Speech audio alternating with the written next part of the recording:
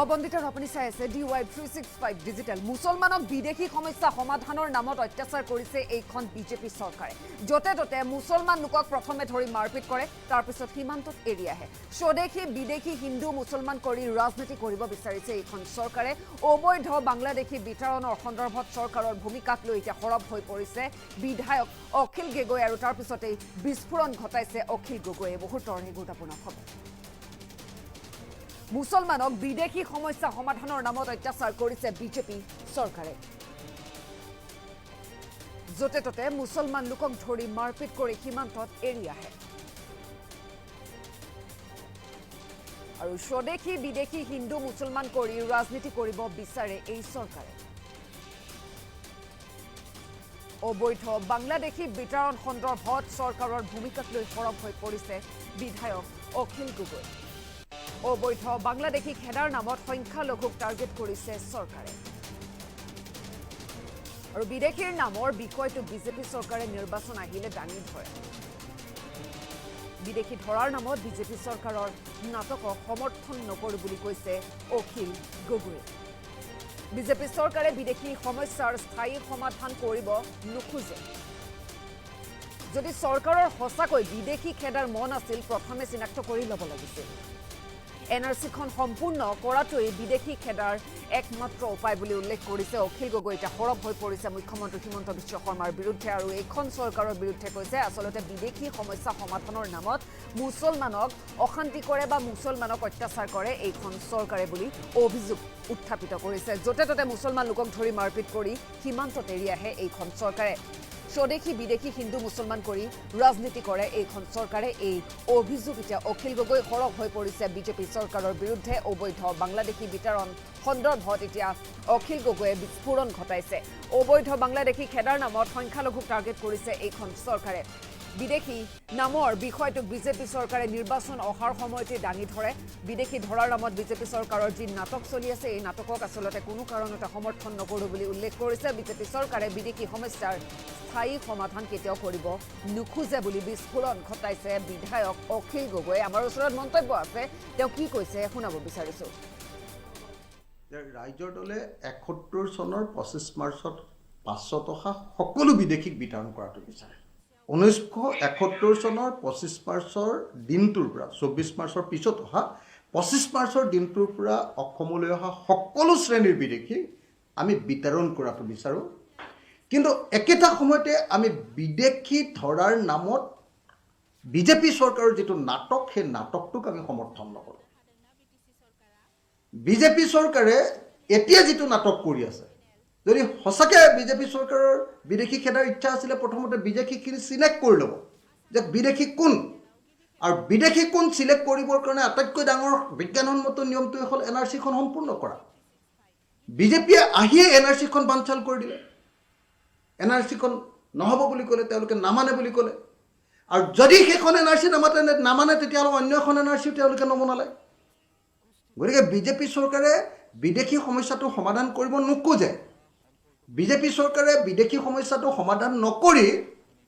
ভাৰতীয় মানুহবিলাককে মাজে মাজে অত্যাচাৰ কৰি মুছলমান মানুহ যদি হয় তেওঁলোকক অত্যাচাৰ কৰি য'তে ত'তে ধৰে য'তে ত'তে মাৰপিট কৰে আৰু কেতিয়াবা কোনো অৰ্থ নোহোৱাকৈ বাংলাদেশৰ ছাইডলৈ নি এৰি দিয়ে আকৌ সেইবিলাক মানুহ ঘূৰি আহে গতিকে আপোনালোকে যদি চাই মোকে বিধানসভাত তথ্য দিছিলে যে তৰুণ গগৈ চৰকাৰৰ দিনত যিমান বিদেশী বহিষ্কাৰ কৰা হৈছিলে সৰ্বানন্দ সোণোৱালৰ দিনত সিমান কৰা হোৱা নাই আৰু সৰ্বানন্দ সোণোৱাল চৰকাৰৰ দিনত যিমানকেইজন বিদেশী খেদিছিলে তাতকৈ বহুত কম বিদেশী আকৌ হিমন্ত বিশ্ব শৰ্মা চৰকাৰৰ দিনত খেদা হৈছে কিন্তু এতিয়া অসমত চাকৰি কৰি থকা চাকৰিয়ালকে আজি মৰিগাঁৱত মাষ্টৰ এজনক যিধৰণে বাংলাদেশত পঠিয়াই দিছে মই নাভাবোঁ যে এইটো তেওঁলোকে কিবা বিদেশী চিনাক্তকৰণ কৰি তেওঁলোকে বাংলাদেশলৈ খেদিছে বৰং মই এইটোহে ভাবোঁ যে এই চৰকাৰে বিদেশী নামৰ ইছ্যুটোক এই ইলেকশ্যনৰ সময়ত আকৌ ওপৰলৈ উঠাব খুজিছে সমস্যাটোৰ সমাধান কৰিব নিবিচাৰে আৰু সমস্যাটোক লৈ চেনচেশ্যন তৈয়াৰ কৰি আৰু কিছুমান সংগঠনক এই সমস্যাটোক লৈ মানে পানী ঘোলা কৰিবলৈ তেওঁলোকে ৰাজপথত এৰি দি মানে হিন্দু মুছলমানৰ ৰাজনীতি কৰিবৰ কাৰণে স্বদেশী বিদেশী ৰাজনীতি কৰিবৰ কাৰণে আৰু সেই ৰাজনীতি কৰি তেওঁলোকে ২০২৬ চনৰ বৈতৰণি পাৰ কৰিবৰ কাৰণে চেষ্টা কৰা আমি দেখিবলৈ পাইছোঁ মইতো একদম খাটাংকে এটা কথা ক'ব খোজোঁ যে বিদেশী বিতাৰণৰ প্ৰশ্নটো এটা ন্যায়িক প্ৰশ্ন। কোৰ্টে অৰ্ডাৰ দিব যে এজন বিদেশী তেওঁক বহিষ্কাৰ কৰক। কিন্তু এতিয়া পুলিচে 2026 চনৰ আগত যাতে হিন্দু মুছলমানৰ মাজত আকৌ এটা সংঘাত হয়, আকৌ এটা বিদেশী স্বদেশীৰ নামত যাতে এটা চেনচেশ্যন উত্তেজনা গঢ়ি উঠে, আৰু তাৰ ফলটো যাতে 2026 চনত বিজেপিয়ে খাব পাৰে, সেইকাৰণে পুলিচক ব্যৱহাৰ কৰি এতিয়া আকৌ কিছুমান সংখ্যালঘু মানুহক তেওঁলোকে ভীতিগ্ৰস্ত কৰিছে। আৰু সেই ভীতিগ্ৰস্ততাটো প্ৰদৰ্শন কৰি তেওঁলোকে কি কৰিব খুজিছে,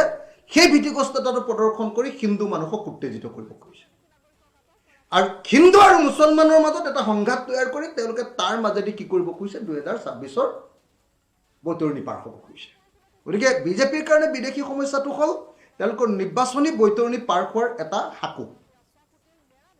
তেওঁলোকে বিদেশী সমস্যা সমাধান কৰিব নোখোজে, তেওঁলোকে বিদেশী সমস্যা মীমাংসা কৰিব নোখোজে, তেওঁলোকে প্ৰকৃত বিদেশীক বিচাৰি উলিয়াই আমাৰ পৰা ইয়াৰ পৰা বহিষ্কাৰ কৰিব নোখোজে, বৰং তেওঁলোকে অদৰকাৰীভাৱে যাকে তাকে য'তে ত'তে ধৰি অত্যাচাৰ কৰি সেইটোক লৈ এটা চেনচেশ্যন ক্ৰিয়েট কৰি সংখ্যালঘু মানুহৰ মাজত ভীতিগ্ৰস্ততা তৈয়াৰ কৰি তাৰপিছত যদি বিজেপিক ভোট নিদিয়া তেতিয়াহ'লে আমি তোমালোকক আমুক কৰিম বুলি ভয় খুৱাই, উচ্ছেদ কৰিম, আমুক কৰিম, ভুচুক কৰিম, পুচুক কৰিম, এইবিলাক ভয় খুৱাই ভোটটো ল'বৰ কাৰণে 2026 চনৰ কাৰণে হিমন্ত বিশ্ব শৰ্মাই আকৌ এই বিদেশী নাটকখন তৰিছে। যদি সঁচাকৈ বিদেশী সমস্যাৰ সমাধান কৰিব লাগে, NRC কমপ্লিট কৰক, আৰু আচল বিদেশী কোন হয় বিদেশী সেইটো ন্যায়িকভাৱে প্ৰমাণ কৰক, আৰু ন্যায়ালয়ে যেতিয়া যিবিলাকক বিদেশী বুলি একদম বহিষ্কাৰ কৰিবৰ কাৰণে নিৰ্দেশ দিব, প্ৰত্যেকজন বিদেশীক ন্যায়সংগতভাৱে বাংলাদেশৰ লগত কথা পাতি বা অন্য দেশৰ লগত কথা পাতি তেওঁলোকক ত্ৰিপাটায়ত চুক্তি কৰি তেওঁলোকৰ লগত কি কয় প্ৰত্যৰ্পণ চুক্তি কৰি, ত্ৰিপাটায়ত নহয় প্ৰত্যৰ্পণ চুক্তি কৰি তেওঁলোকৰ লগত বাংলাদেশৰ লগত প্ৰত্যৰ্পণ চুক্তি কৰি অনতিবিলম্বে প্ৰকৃত বিদেশীক বহিষ্কাৰ কৰাৰ ব্যৱস্থা কৰিব লাগে। যে ৰাইজৰ দলে 71 চনৰ 25 মাৰ্চত 500 টকা সকলো বিদেশীক বিতৰণ কৰাটো বিচাৰে। 1971 চনৰ 25 মাৰ্চৰ দিনটোৰ পৰা 24 মাৰ্চৰ পিছত অহা 25 মাৰ্চৰ দিনটোৰ পৰা অসমলৈ অহা সকলো শ্ৰেণীৰ বিদেশীক আমি বিতৰণ কৰাটো বিচাৰোঁ। কিন্তু একেটা সময়তে আমি বিদেশী ধৰাৰ নামত বিজেপি চৰকাৰৰ যিটো নাটক, সেই নাটকটোক আমি সমৰ্থন নকৰোঁ। বিজেপি চৰকাৰে এতিয়া যিটো নাটক কৰি আছে, যদি সঁচাকৈ বিজেপি চৰকাৰৰ বিদেশী খেদাৰ ইচ্ছা আছিলে, প্ৰথমতে বিদেশীখিনি চিলেক্ট কৰি ল'ব যে বিদেশী কোন, আৰু বিদেশী কোন চিলেক্ট কৰিবৰ কাৰণে আটাইতকৈ ডাঙৰ বিজ্ঞানসন্মত নিয়মটোৱে হ'ল NRCখন সম্পূৰ্ণ কৰা। বিজেপিয়ে আহিয়ে NRCখন বানচাল কৰি দিলে, NRCখন নহ'ব বুলি ক'লে, তেওঁলোকে নামানে বুলি ক'লে, আৰু যদি সেইখন NRC নামানে তেতিয়াহ'লে অন্য এখন NRC তেওঁলোকে নমনালে। গতিকে বিজেপি চৰকাৰে বিদেশী সমস্যাটো সমাধান কৰিব নোখোজে। বিজেপি চৰকাৰে বিদেশী সমস্যাটো সমাধান নকৰি ভাৰতীয় মানুহবিলাককে মাজে মাজে অত্যাচাৰ কৰি, মুছলমান মানুহ যদি হয় তেওঁলোকক অত্যাচাৰ কৰি য'তে ত'তে ধৰে, য'তে ত'তে মাৰপিট কৰে, আৰু কেতিয়াবা কোনো অৰ্থ নোহোৱাকৈ বাংলাদেশৰ ছাইডলৈ নি এৰি দিয়ে, আকৌ সেইবিলাক মানুহ ঘূৰাই। গতিকে আপোনালোকে যদি চাই, মোকে বিধানসভাত তথ্য দিছিলে যে তৰুণ গগৈ চৰকাৰৰ দিনত যিমান বিদেশী বহিষ্কাৰ কৰা হৈছিলে, সৰ্বানন্দ সোণোৱালৰ দিনত সিমান কৰা হোৱা নাই। আৰু সৰ্বানন্দ সোণোৱাল চৰকাৰৰ দিনত যিমানকেইজন বিদেশী খেদিছিলে, তাতকৈ বহুত কম বিদেশী আকৌ হিমন্ত বিশ্ব শৰ্মা চৰকাৰৰ দিনত খেদা হৈছে। কিন্তু এতিয়া অসমত চাকৰি কৰি থকা চাকৰিয়ালকে আজি মৰিগাঁৱত মাষ্টৰ এজনক যিধৰণে বাংলাদেশত পঠিয়াই দিছে, মই নাভাবোঁ যে এইটো তেওঁলোকে কিবা বিদেশী চিনাক্তকৰণ কৰি তেওঁলোকে বাংলাদেশলৈ খেদিছে। বৰং মই এইটোহে ভাবোঁ যে এই চৰকাৰে বিদেশী নামৰ ইছ্যুটোক এই ইলেকশ্যনৰ সময়ত আকৌ ওপৰলৈ উঠাব খুজিছে, সমস্যাটোৰ সমাধান কৰিব নিবিচাৰে, আৰু সমস্যাটোক লৈ চেনচেশ্যন তৈয়াৰ কৰি আৰু কিছুমান সংগঠনক এই সমস্যাটোক লৈ মানে পানী ঘোলা কৰিবলৈ তেওঁলোকে ৰাজপথত এৰি দি মানে হিন্দু মুছলমানৰ ৰাজনীতি কৰিবৰ কাৰণে, স্বদেশী বিদেশী ৰাজনীতি কৰিবৰ কাৰণে, আৰু সেই ৰাজনীতি কৰি তেওঁলোকে 2026 চনৰ বৈতৰণি পাৰ কৰিবৰ কাৰণে চেষ্টা কৰা আমি দেখিবলৈ পাইছোঁ। মইতো একদম খাটাংকে এটা কথা ক'ব খোজোঁ যে বিদেশী বিতৰণৰ প্ৰশ্নটো এটা ন্যায়িক প্ৰশ্ন। কোৰ্টে অৰ্ডাৰ দিব যে এজন বিদেশী তেওঁক বহিষ্কাৰ কৰক। কিন্তু এতিয়া পুলিচে 2026 চনৰ আগত যাতে হিন্দু মুছলমানৰ মাজত আকৌ এটা সংঘাত হয়,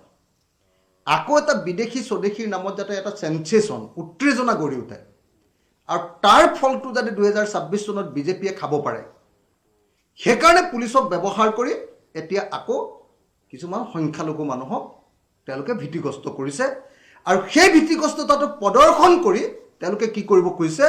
সেই ভীতিগ্ৰস্ততাটো প্ৰদৰ্শন কৰি হিন্দু মানুহক উত্তেজিত কৰিব খুজিছে আৰু হিন্দু আৰু মুছলমানৰ মাজত এটা সংঘাত তৈয়াৰ কৰি তেওঁলোকে তাৰ মাজেদি কি কৰিব খুজিছে, 2026ৰ বৈতৰণি পাৰ হ'ব খুজিছে। গতিকে বিজেপিৰ কাৰণে বিদেশী সমস্যাটো হ'ল তেওঁলোকৰ নিৰ্বাচনী বৈতৰণি পাৰ হোৱাৰ এটা সাকু। তেওঁলোকে বিদেশী সমস্যা সমাধান কৰিব নোখোজে, তেওঁলোকে বিদেশী সমস্যা মীমাংসা কৰিব নোখোজে, তেওঁলোকে প্ৰকৃত বিদেশীক বিচাৰি উলিয়াই আমাৰ পৰা ইয়াৰ পৰা বহিষ্কাৰ কৰিব নোখোজে, বৰং তেওঁলোকে অদৰকাৰীভাৱে যাকে তাকে য'তে ত'তে ধৰি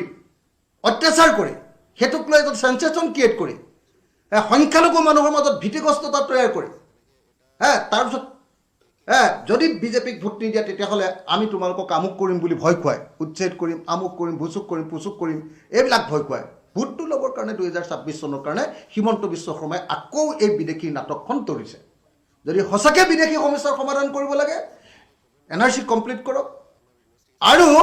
আচল বিদেশী কোন হয় বিদেশী সেইটো ন্যায়িকভাৱে প্ৰমাণ কৰক আৰু ন্যায়ালয়ে যেতিয়া যিবিলাকক বিদেশী বুলি একদম বহিষ্কাৰ কৰিবৰ কাৰণে নিৰ্দেশ দিব, প্ৰত্যেকজন বিদেশীক ন্যায়সংগতভাৱে বাংলাদেশৰ লগত কথা পাতি বা অন্য দেশৰ লগত কথা পাতি তেওঁলোকক ত্ৰিপাটায়ত চুক্তি কৰি তেওঁলোকৰ লগত কি কয় প্ৰত্যৰ্পণ চুক্তি কৰি, ত্ৰিপাটায়ত নহয় প্ৰত্যৰ্পণ চুক্তি কৰি তেওঁলোকৰ লগত বাংলাদেশৰ লগত প্ৰত্যৰ্পণ চুক্তি কৰি অনতিবিলম্বে